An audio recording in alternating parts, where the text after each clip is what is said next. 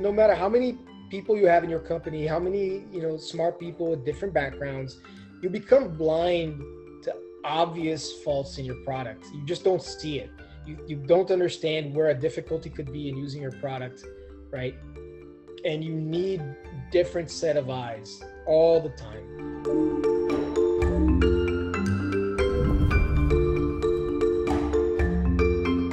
Pedro, I'm excited to continue our conversation, now hearing about your journey. Where did it begin, and how did you get to where you are today? So I always thought, at some point I'm gonna want to build a company of my own, right? Even when in school. And then I got my first job, and then I started to notice, okay, I think I see, what I mentioned before, right? Some difficulties in the field of data science, and maybe that's a space there for a business, but I hadn't really firmed up the idea yet. Then I moved on to my next job, which was when I first moved to Silicon Valley. It's my second job in industry. And then being here kind of opened my eyes to a lot more. There's many more opportunities for you to chat with people that are involved in AI, data science, and also entrepreneurship and starting, companies. And then maybe it was when I was in my third job where I started thinking a little more seriously about it. And then after my fourth position, and some of these were not super long. So my fourth job, I was there for 1 year, and during that time, I thought, okay, my next thing, I should do my own thing, because at that point, I thought, I think I have an idea of what I need to go out and do, right? So then everything kind of materialized, and a lot of the work, after all the technical work, a lot of the work is people work. You need to talk to so many people, to hire people, to get people to give you money. And I always liked that I like chatting with people. I like having interesting conversations.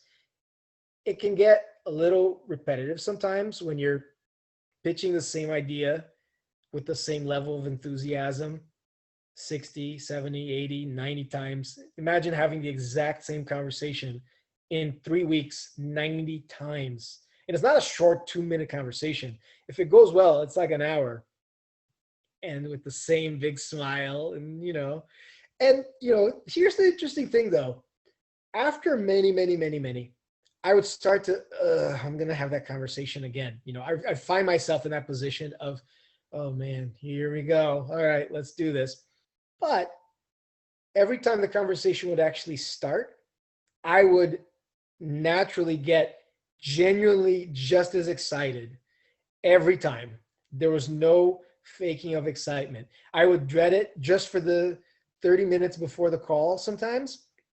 But it was something I was that passionate about that even after the 90th conversation that was identical, I would be equally genuinely excited to be having that conversation. And when I would finish it, I would go like, wow, that wasn't bad at all. That was great. I love this stuff. I See, think that's how you're doing the right thing.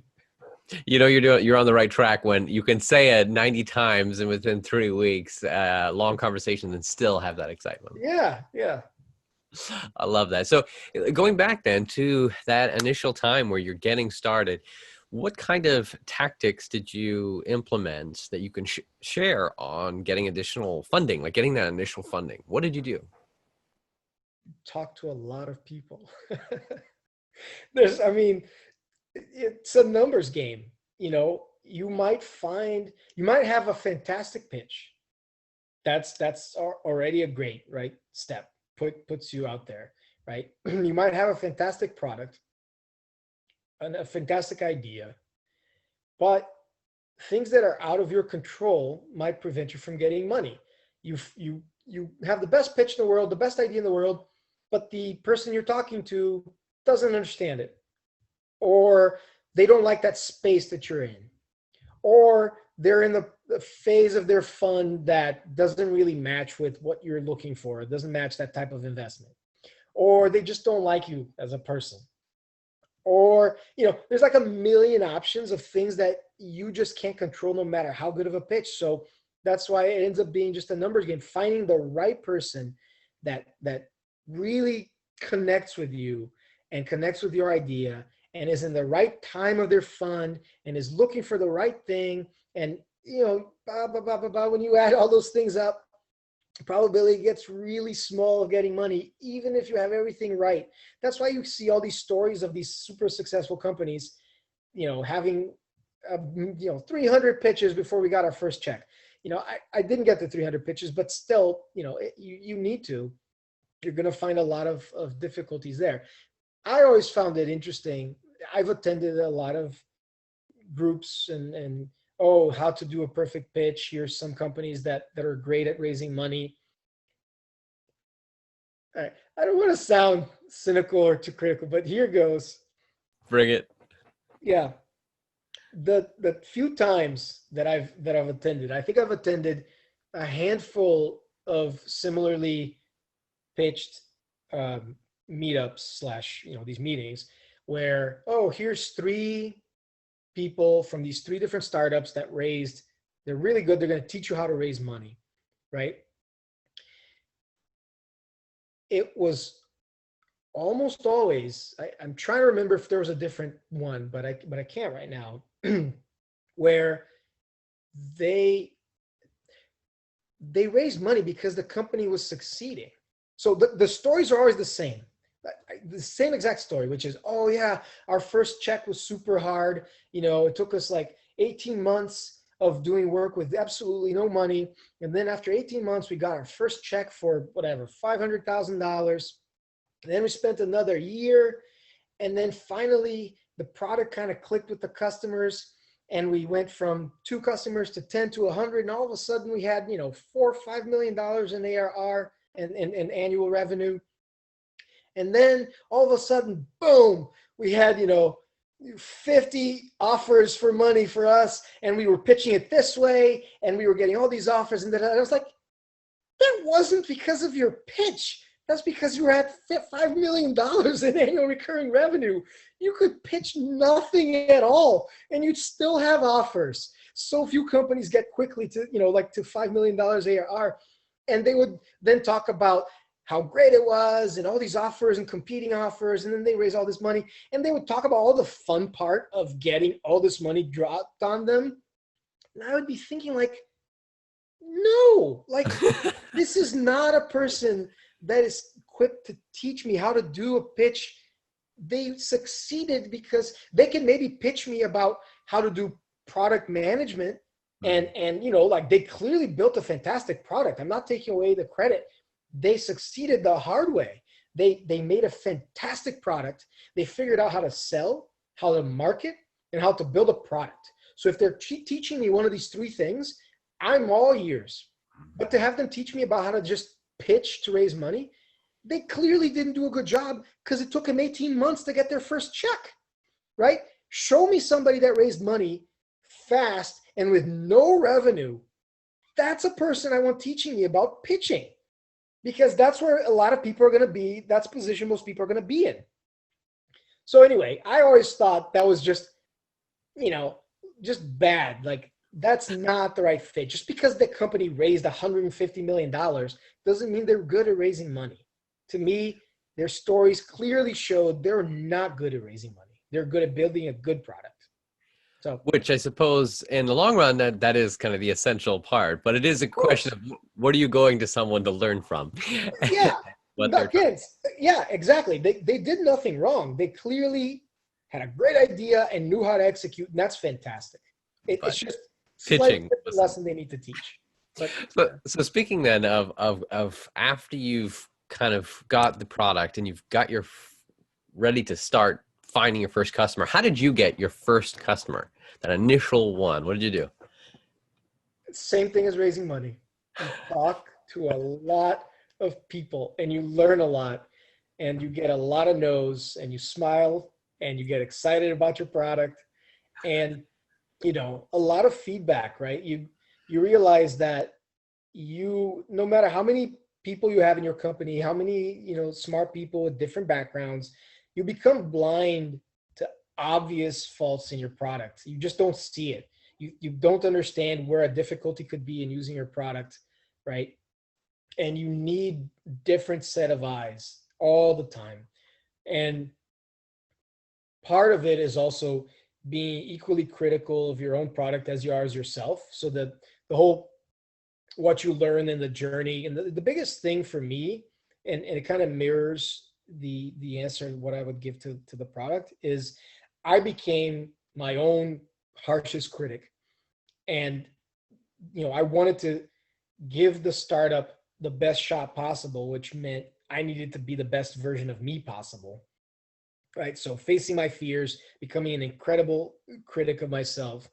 Um, and and I think doing the same thing to your product is important. Part of that personal growth journey for me had some crazy things. Like 3.5 years ago, I was going to, and I still do all this introspection. And I never watched a ton of sports, but there's a couple of sports that I followed, and I thought really hard about sports. And I said I shouldn't watch sports ever again if I want to do a startup. And the reasoning behind that was, when your team wins, right? What's the language you use? You say we won, right? That means you think you partly won something. I don't know what. You're just watching them on TV, but we won, right? Everybody says that. And so I thought, I want to win at this startup game, right? I want to win. I want to succeed. And clearly watching sports gives you the feeling of winning a little bit. And if you have that feeling, that feeling filling your life, then you're going to be a little less hungry for your own personal winning, because you're feeling the feelings of winning undeservedly so. You didn't do anything to feel that feeling. You shouldn't feel that feeling. So Interesting. Starving yourself of any starving sense of of win. winning so that everything's Yes. focused on your company. You can be super hungry for actually winning where it matters. And so I haven't watched sports 3.5 years. I mean, I'm from Brazil. I didn't even watch the World Cup. I Wow. think 2 World Cups in the last 3.5 years. I don't know. I haven't watched, but so that's something I thought was kind of Interesting. important. There's a bunch of these little weird things that I've done in the whole personal growth thing, but I think they're important. If you need to find what works for yourself to be able to keep pushing forward, create that desire to win, Yeah. for sure. Now, going from that initial customer, he says again, numbers game, just seeing who wants to talk, who wants to talk, who wants to talk. What have you done to then scale up from there? 1, 10, 100 more. Any tactics you can share? No, I mean, well, there's scaling of the team, and to me the hardest thing is managing people, right? And going from when we started, and it was just for most of the time it was four of us in the beginning, to What then What are you today? so today we're 18, 18, yeah, I think 18.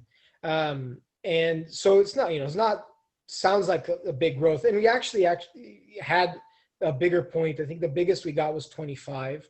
Mhm. And then we got back down to 18. So we went from four, and then all of a sudden it became 6, 7, 8. And that sounds like a really small thing, like hiring 2, 3 more people. But going from 4 to 8 actually felt very different. Um, and then getting to 12, 13, 14, 15, and all of a sudden getting to 25. So scaling the team, scaling how you do meetings, how you distribute information, how often all of you meet together. Just, I think the internals are always it's always one of the hardest things in companies. It's people problems are difficult. um Yeah, this would be just so easy if there wasn't people involved. well, there also wouldn't be much of a product if there weren't No, people there, involved. The no, great there people are the would. ones that make the product. But yes, but Yeah. it's difficult managing people. It's a whole new set of talents that you need to develop. If you have to pick one thing that you learned or a tactic that you were able to implement that helped you in scaling the team and the culture, what could you share? At some point, you inevitably um, reach a phase that, or stage, I guess, that becomes very difficult to keep the culture. And I've seen that. I've I've been in companies that scaled from 20 to a couple hundred, and that's a difficult transition. That's probably one of the most difficult transitions, is that range between, let's say, 20 and 40, and then the range that goes between 40 to a couple hundred. That stage to that other stage, that might be one of the hardest stages, and we didn't go through that yet. So, but I've been in companies that went through that, and that's probably the hardest in keeping the culture, because then you have so many more people and you're hiring so much quicker. It's difficult to hire somebody that's a good cultural fit, because you're just hiring faster, and there's more people making the decisions on who's getting hired. You're no longer talking to everybody that's getting hired, right? At this stage, I talk to everybody that we're hiring, right? Every single person. And so we can do the evaluations of, is this going to be a great fit? Do you fit with us? And then you lose that a little bit inevitably with size, and you try to keep it. And some companies have been more successful than others, but when companies can actually keep their cultural DNA, and it's very much worth doing it. And certainly some companies that even get in the thousands still successfully do it. A, that's extremely hard, but B, that's extremely beneficial. Like, those companies always do well, because, and that's something else that investors need, is they need to invest in a good team, because they know that ideas change, that what you thought you were going to build ends up changing anyway. The thing that doesn't really change, and it can't change, but what you're investing in is in the team. You're betting that that team is going to figure out the hurdles that are going to be thrown their way. And so building a strong team and maintaining a strong team. And we've always had luck with team. First year, we had we hired a few people, but we only posted online, I believe, 2 jobs, and we had over 25,000 people apply for those 2 positions. So we've always had the benefit of picking the best of the best, because of the interest we've always had in people joining our company. So we've been blessed with fantastic people through the entire journey. You share a great point of that there are stages, and there's unique challenges to each stage. Even notating that, like, going from the 4 or 5 and then to 8 and then up to 25 and now back to 18. What would you say you look for in those initial hires when you were going from 4 to 8, and then what would you have done differently, if anything, in the last couple of years of hiring and mindset? Yeah. In the beginning, it's really important to hire people that sounds a little counterintuitive now that I think about it. But your team is really small, which means you have time to chat a lot more with each other, because it's such a small team. But at the same time, you want people that are self-sufficient, independent, and self-driven, right? People that really have a drive. Because even though there's a few people and it's easy to talk to each other, but there's so few people for the amount of work that needs to be done, that if you have people that are, kind of, they need structure, and they're codependent, and they're not a, oh, I encountered this problem and it's not something at all, like you have a software engineer and they encounter a DevOps problem, and they've always worked at a big company, so they're like, oh yeah, let me hit up IT and talk to the DevOps person, they're going to solve this for me. It's like, there's no IT, you're IT. Like, that's you solve it. And some people thrive in that type of environment, and some people don't. So in the beginning, especially, finding people that can wear multiple hats, people that are curious and are going to figure things out themselves, that don't depend on others, you know, and that can handle pressure and stress. I always bring that up in interviews, and I would be very honest and upfront. There's going to be massive amounts of pressure and stress. You should be able to thrive in that environment and not crumble. And it's not for everybody. But I mean, there's good kind and bad kind of pressure and stress. And I always said, I think we have the good kind of pressure and stress, but it's up to you to find out. Um, but at least I was upfront about it, you know. Yes, I'm letting you know there will be, and I think it's good pressure.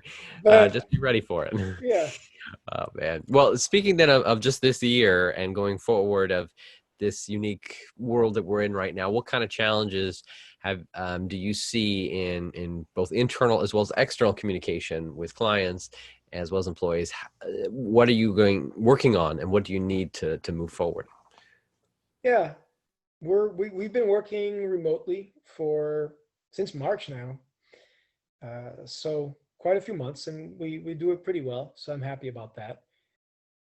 And so that's a big change, right? Not seeing the team and the camaraderie and eating together, and so you lose some of that. We still do sometimes, like happy hours on virtual happy hours where we just have a whole meeting that we chat about no work at all, just like fun. What are you doing this weekend? And what's a good movie you saw recently, and try to keep that spirit alive. The other thing I'm noticing is everybody. So you always talk to other entrepreneurs and they ask, how are sales? How easy is it? Is it affecting your business? And some businesses are directly impacted by COVID, right? Like if you physically can't open your doors, or there's going to be there, but everything is getting indirectly impacted, right? And the way is software we sell, maybe companies still want to buy it just the same, but it gets indirectly impacted because everybody is so stressed and there's so much going on in their jobs or in their personal lives that things just lose priority, right? And it's easy for people to now forget about meetings more frequently, or just delay them and say, hey, I'm really interested in this, but can we just reschedule this meeting that was supposed to happen in a few days to like a month from now, because my boss XYZ or my company ABC did this, and now, or this is happening with my team. Like there's so much happening right now that this is happening a lot more. And that's the difficulty, is getting it to be top of mind when people already have a million things that are raining down on top of their mind. So that's a big thing. And people are starting to get used to the new normal. So it's starting to die down a little bit, and they're trying to get back to a normal life cycle. And that helps. Whatever the still figuring what is that exactly to normal, but I agree we're getting into this new but how you keep that communication going externally, that's the challenge that I'm excited to hear how you guys are able to do that. From the past, already before you started running a business and since you've been running a business, is there any books, audiobooks, podcasts that you've listened to that you've got a lot of insight and have learned from and would recommend? I like Blinkist, the company that's an app. I don't know if you know that. Um, Basically, they summarize books like really small nuggets, so it's easy for you to figure out if that's a book you should go read. So what they get books and they summarize them into normally like 15 minutes. It's like really short, right? So you're not going to get in depth, but you're going to get a pretty good overview of what that book's going to cover. And I find it's more than just, I mean, it's much better than just reading like a little tiny paragraph. They actually talk a little more because it's, they got 15 minutes. So I like that a lot as a tool to figure out, in 15 minutes you could do, every night before bed, do a couple, or and then this way in a week you went through so many of those, and now you have a much better idea of, oh, if I'm going to read my next book, this is the one I'm going to read, because now I know so much more about it. So I'd recommend that. They don't pay me to advertise for them, but I really enjoyed that, and I've been using that for not a year yet, but I don't know, maybe 7, 8 months. Last question I have for you. What kind of tech innovations do you predict we'll see in the near term, the next year or so, and long term, 5, 10 years? Every conference I've been to in the last 5 years, somebody asks the speaker how many months away are we from Skynet happening? Skynet from the Terminator, right? From somebody searching for Sarah Connor, basically. And, that's what people think. They think that we're months away from Skynet. So we're here. And when I say we're here, I mean the very, very bleeding edge research is here. Then you get to the companies that know what they're doing with AI, and they're another mile down. Then we get to 99% of all the companies, and they're like, 10 miles underground where I'm sitting. And so there's these massive gaps, right? Obviously, the most exciting gap is to get from where we are today to where we imagine we are, right? Even though I guess Skynet would be a bad thing, but bridging that gap of excitement, right? People would get super pumped about getting, general intelligence and all that stuff.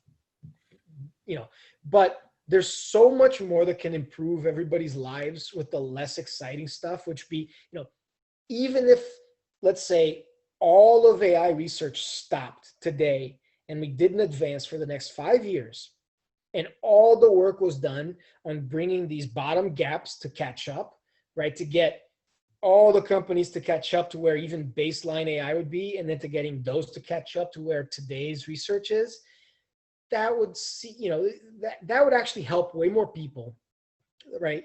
Like with medical problems, food problems, water, clean air, like just helping people optimize everything, which then decreases costs, which then means more people can be helped.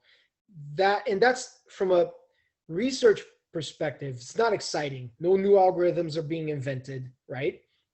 No new technology, but it's just letting the world catch up.